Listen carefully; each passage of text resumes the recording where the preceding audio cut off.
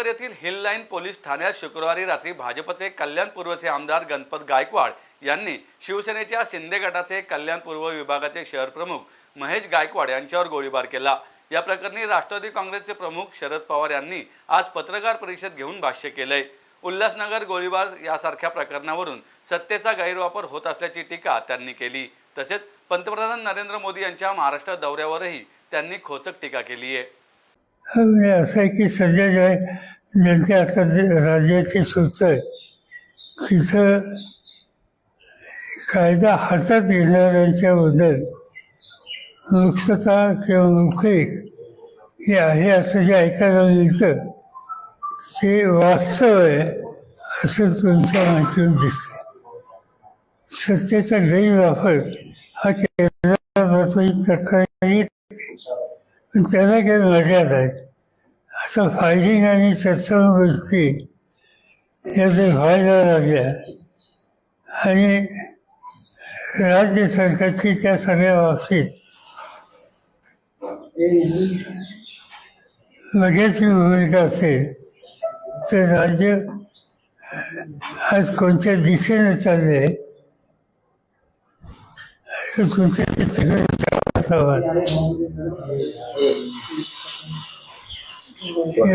याचंही उदाहरण आहे। आणि अक्षरशः हे अशा गोष्टी घडतात ह्या महाराष्ट्राच्या जनतेच्या दृष्टीने चिंताजनक आहे असं दिसतंय। कारण एकदा दोनदा तीनदा ते मध्यंतरी घेऊन गेले, आता सातारला येतात, आणखीन कुठे येतात, यवतमाळला येतात। चांगली गोष्ट आहे, महाराष्ट्राच्या संबंधीची त्यांची आस्था दिवसेंदिवस वाढते। माझं म्हणणं फक्त एकच आहे की जसं गुजरातच्या कुठल्याही गोष्टी देण्याच्यासाठी गुजारा असतो त्यांचं असतं, तसं इथं आल्यानंतर महाराष्ट्राच्या बाबतीत सुद्धा काही देण्याच्यासाठी गुजारा असतो। त्यांनी या दौऱ्यात दाखवलं तर मराठी जनतेला आनंद आहे। आम्ही आघाडीमध्ये आहोत।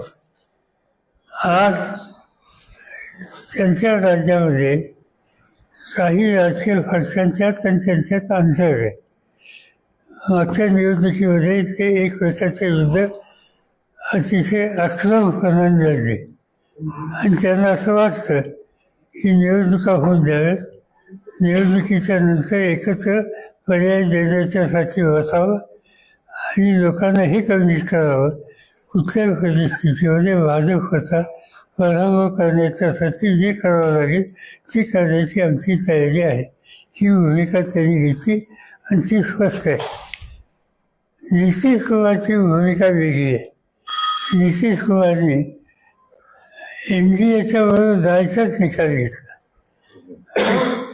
खरं सांगायचं म्हणजे इंडियाची ही बैठक त्यांनी पुढाकार घेऊन पाटण्याला घेतली। मी स्वतः त्या बैठकीला हजर होतो आणि ते अतिशय आक्रमकपणानं एकत्र राहून भाजपच्या विरुद्ध पर्याय द्यायला पाहिजे हे सांगत होते।